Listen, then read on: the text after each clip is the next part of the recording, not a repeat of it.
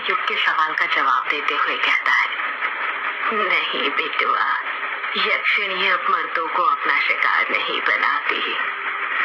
क्यों पापा, क्या यक्षिणी यहाँ से चली गई है जो अब वो मर्दों को अपना शिकार नहीं बनाती है? वो बूढ़ा युग के पास जाते हुए कहता है, वो गई नहीं है, शांत हो गई है। शांत हो गई है मतलब ये कि आज से 13 साल पहले उस ग्रेवयार्ड कोठी में एक लेखक बाबू रहते थे। उन लेखक बाबू को ही उस यक्षिणी ने अपना आखिरी शिकार बनाया था। तुम्हें पता है, लेखक बाबू की किसी को लाश तक नहीं मिली थी, पर उनका कमरा पूरा खून से सना हुआ था। हर जगह खून ही खून था, दीवारों पर, किताबों पर, टेबल पर, हर जगह। एक कोना ऐसा नहीं बचा था जहाँ पर खून ना हो। ये बात सुनकर युग डरा नहीं बल्कि उदास हो गया। अचानक से उसकी आंखों में नमी आ गई थी। बूढ़ा इस बात को भांप लेता है और युग के कंधों पर हाथ रखते हुए पूछता है, क्या हुआ बेटा? लेखक बाबू के बारे में सुनकर तुम्हारा चेहरा उतर क्यों गया? युग अपने दिल पर पत्थर रखते हुए कहता है, क्योंकि आप जिस लेखक बाबू की बात कर रहे हैं वो और कोई नहीं बल्कि मेरे पिता थे। क्या इसका मतलब ये कि तुम वो लेखक बाबू के बेटे हो? हाँ, मैं उन्हीं का बेटा हूँ, युग। बूढ़ा अपनी बात को आगे जारी रखते हुए कहता है, गांव वालों का कहना था कि उस यक्षिणी ने ही लेखक बाबू को मारा था। उसी दिन से उस ग्रेवयार्ड कोठी को बंद कर दिया गया और कोठी के बंद होने के साथ ही अमावस्या और पूर्णिमा की रात मर्दों के शिकार होने भी बंद हो गए। कुछ गांव वालों का तो ये तक कहना है कि शायद लेखक के साथ संभोग करके उस यक्षिणी की हवस मिट गई, इसलिए वो शांत हो गई। युग कुछ सोचते हुए कहता है, पर जब हवस मिट गई थी तो उस यक्षिणी ने मेरे पिता को क्यों मारा? और आपने कहा था कि संभोग करने के बाद यक्षिणी अपने शिकार के शरीर में से खून चूस लेती है, तो फिर मेरे पिता का खून कमरे में हर जगह कैसे फैला था? यक्षिणी ने उनका खून क्यों नहीं पिया? पता नहीं, उसने लेखक बाबू का खून क्यों नहीं पिया। ये राज तो उनकी मौत के साथ ही ग्रेवयार्ड कोठी में दफन हो गया था। यक्षिणी हर शिकार के साथ संभोग करने के बाद सीधे उसे मौत के घाट उतारती थी, इसलिए हवस खत्म होने के बाद भी उसने लेखक बाबू को भी मार दिया होगा।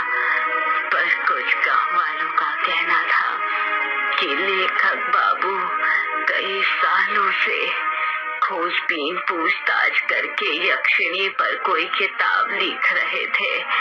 इसकी भनक उसे लग गई थी। एक ये भी कारण हो सकता है।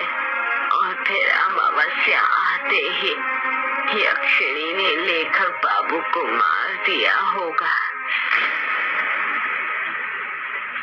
क्या वो किताब मुझे मिल सकती है? नहीं, वो किताब तो कहीं नहीं है। सुना है प्रकाशित ही नहीं हो पाई। शायद ग्रेवयार्ड कोठी में हो। क्या कहा आपने? ग्रेवयार्ड कोठी में? हाँ, ग्रेवयार्ड कोठी में। पर मैं तुम्हें एक सलाह देता हूँ, वो यक्षिणी शांत हो चुकी है तो बेहतर है उसे शांत ही रहने दो। उसके अंदर की वासना को फिर मत जगाओ, वरना पता नहीं और कितने मर्दों की जान ले ले। आप मुझे डरा क्यों रहे हैं? मैं डरा नहीं रहा हूँ तुम्हें, बस आगाह कर रहा हूँ बेटुआ। मौत के आने से पहले चेतावनी देनी पड़ती है। मतलब? शहर के लोग मतलबी बहुत होते हो बेटुआ, हर बात में मतलब ढूंढते हो। मतलब कुछ नहीं। वैसे आप बहुत कुछ जानते हैं उस ग्रेवयार्ड कोठी के बारे में, आखिर कैसे? जानूंगा कैसे नहीं, मेरा पुराना रिश्ता जो है। युग उस बूढ़े को घूरते हुए पूछता है। क्या कहा? पुराना रिश्ता है? क्या रिश्ता है आपका ग्रेवयार्ड कोठी से? बूढ़ा बड़ी बड़ी आंखें करते हुए कहता है, मेहंदी पठार। युग अपना मुंह फाड़ते हुए कहता है, मेहंदी पठार मतलब ये बेटुआ कि मेहंदी पठार स्टेशन आ गया है, चलो जल्दी उतर जाओ। ट्रेन मेहंदी पठार स्टेशन पर आकर रुक गई थी। युग और वो बूढ़ा अपना अपना सामान लेकर ट्रेन से नीचे उतर जाते हैं। स्टेशन ज्यादा बड़ा नहीं था और पूरा सुनसान पड़ा हुआ था। स्टेशन पुराने जमाने का था। लाइट भी एक दो ही जल रही थी जो बार बार बंद चालू हो रही थी।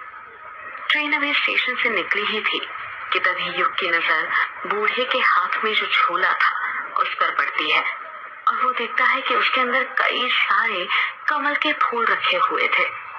युग सोचने लग जाता है, ये बूढ़ा इतने सारे फूलों का क्या करने वाला है। जैसे ही बूढ़ा स्टेशन पर उतरा था, जल्दी जल्दी कदम बढ़ाने लग गया था, जैसे उसे कहीं जाने में देर हो रही हो। युग के मन में कमल के फूलों वाली बात खटकती जा रही थी, उससे रहा नहीं जाता और वो उस बूढ़े से पूछ ही लेता है, वैसे बाबा आप इतने सारे कमल के फूलों का क्या करने वाले हैं? बूढ़ा अपने चेहरे पर मुस्कान लाते हुए कहता है, तो तुम्हारी नजर चली ही गई उन पर, बड़ी तेज नजर है। ये मेरे सवाल का जवाब नहीं हुआ बाबा, बताइए ना आप इतने सारे फूलों का क्या करने वाले हैं? अरे पूजा आने वाली है ना, उसी के लिए है ये फूल। कैसी पूजा? पूर्णिमा की पूजा। पूर्णिमा की पूजा मतलब? तुम नहीं समझोगे, तुम गांव में नए आए हो ना, धीरे धीरे सब समझ जाओगे। युग उस बूढ़े को हैरानी के साथ घूरे जा रहा था क्योंकि उसको उसकी बातें बिल्कुल समझ में नहीं आ रही थी। युग अपनी जीन्स पकड़ते हुए कहता है, अरे शिट, इससे भी अभी आना था। क्या हुआ बेटा, बड़ी मुश्किल में लगते हो? हाँ बाबा, वो यहाँ पर कोई वॉशरूम है क्या? बूढ़ा अपना सिर खुजाते हुए कहता है, वॉशरूम मतलब बेटुआ? मतलब टॉयलेट, पेशाब घर बाबा। अच्छा, ये बोलो ना तुम्हें टंकी खाली करनी है। युग चिढ़ते हुए कहता है, हाँ वही। वो तो नहीं है स्टेशन पर, पूरे देश की तरक्की हो गई पर मेहंदी पठार आज भी वैसा ही है जैसा पहले था। तो फिर मैं वॉशरूम मतलब टंकी खाली कहाँ पर करूं? अरे इतनी सारी जगह है, कहीं भी कर दो, वैसे भी अंधेरा है, कोई नहीं देखने वाला। युग थोड़े आगे ट्रेन की पटरी के पास चले जाता है और टॉयलेट करने लग जाता है। युग टॉयलेट करते हुए कहता है, वैसे बाबा आपको यहाँ से कहाँ जाना है?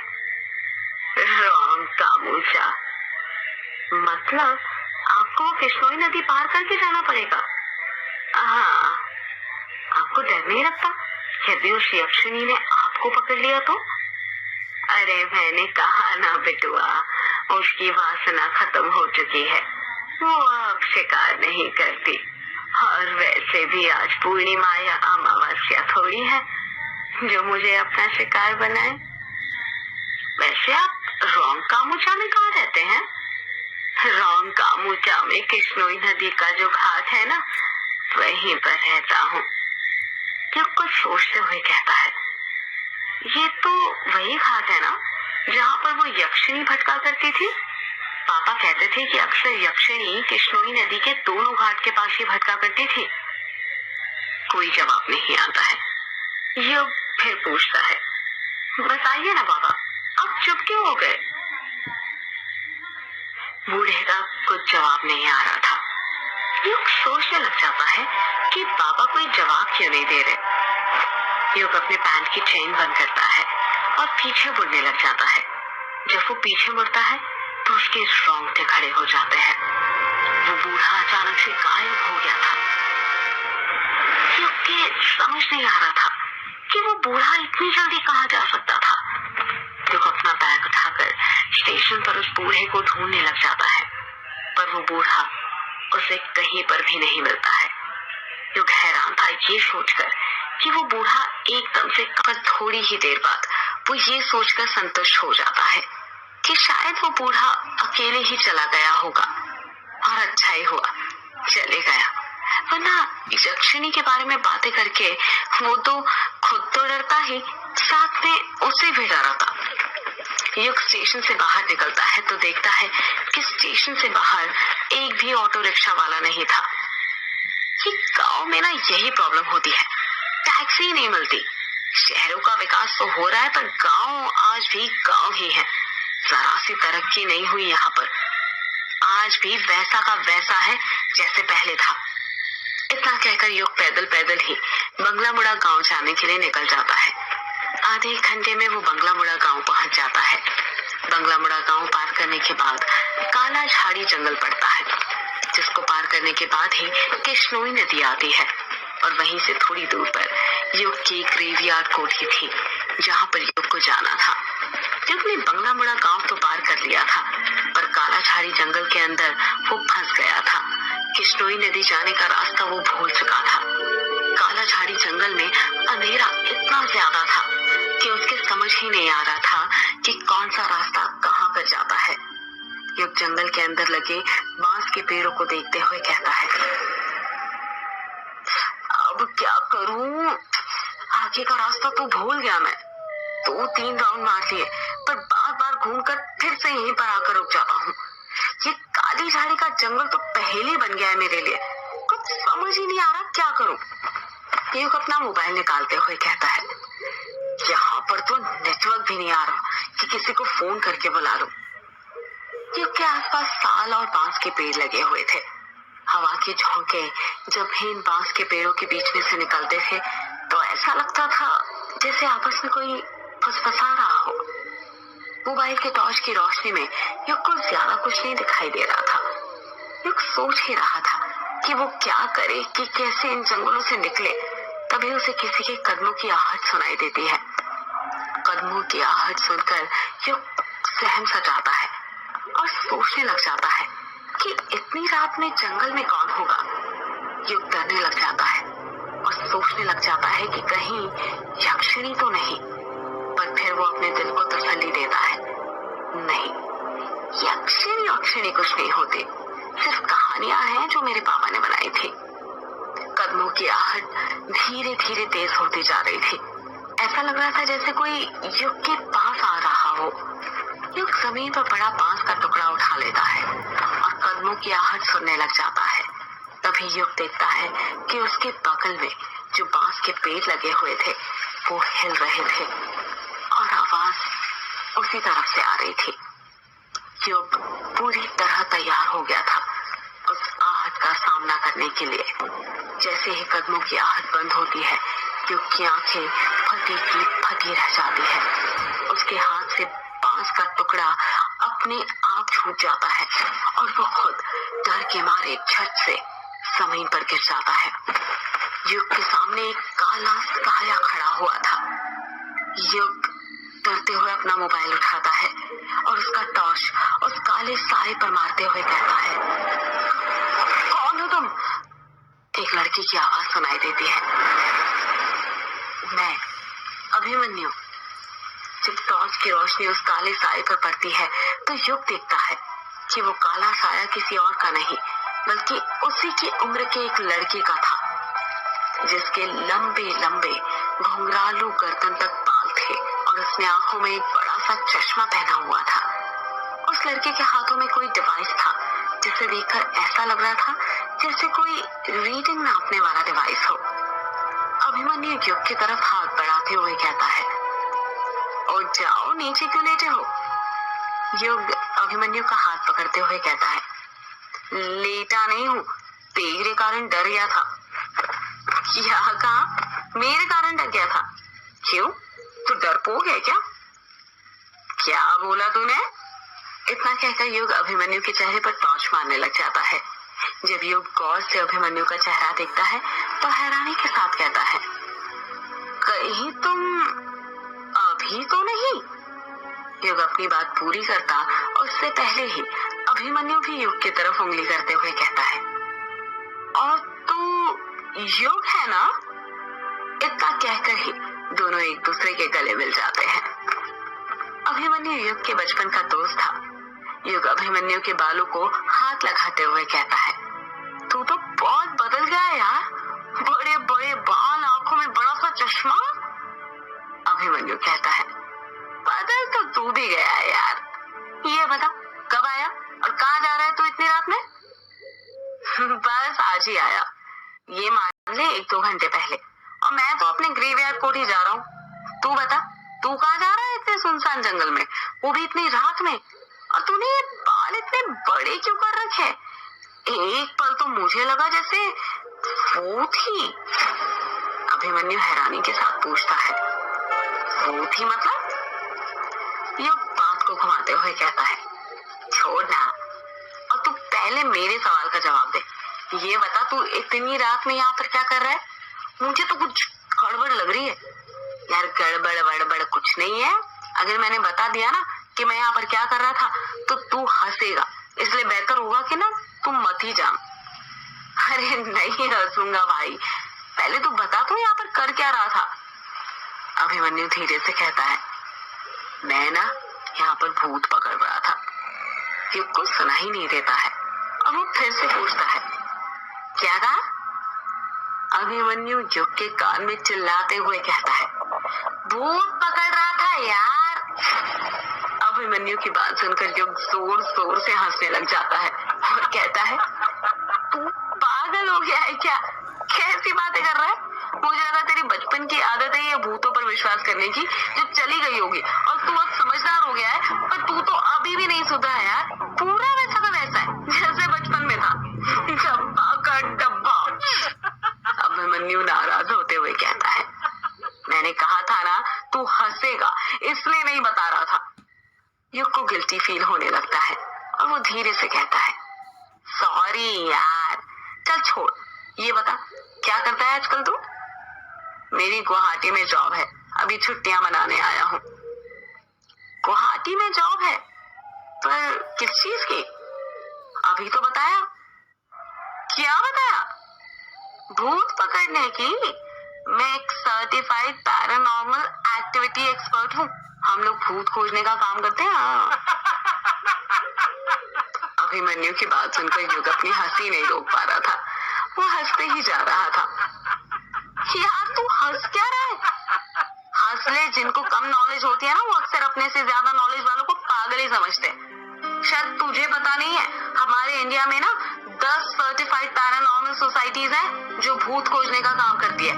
मैं भी उसी सोसाइटी में सर्टिफाइड हूँ, समझा? युग हंसते हुए कहता है, ये बता आज तो कोई भूत खोजा या नहीं तूने?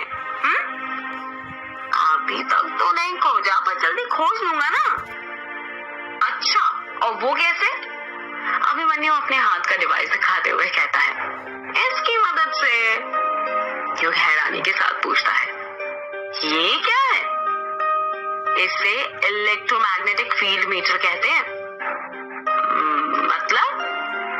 मतलब ये कि इस मीटर का इस्तेमाल एक टाइम के अंदर इलेक्ट्रोमैग्नेटिक फील्ड में होने वाले अंतर को जांचने के लिए किया जाता है। कहते हैं किसी जगह पर जब भूत प्रवेश करते हैं तो वहां के इलेक्ट्रोमैग्नेटिक फील्ड में बदलाव आता है। इस तरह भूतों का पता लगाया जाता है। इसमें एक अलग तरह का सेंसर भी लगा होता है जो बजता है और हमें बताता है कि हमारे आसपास कुछ अदृश्य शक्तियां हैं। ये कुछ बोलता उससे पहले ही वो इलेक्ट्रोमैग्नेटिक फील्ड मीटर बजने लग जाता है। युग हैरानी से पूछता है, ये क्या हो रहा है? ये डिवाइस इतनी आवाज क्यों कर रहा है? अभिमन्यु अपने आसपास देखते हुए कहता है, ये संकेत है कि हमारे आसपास कुछ है। युग धीरे से कहता है, मतलब भूत?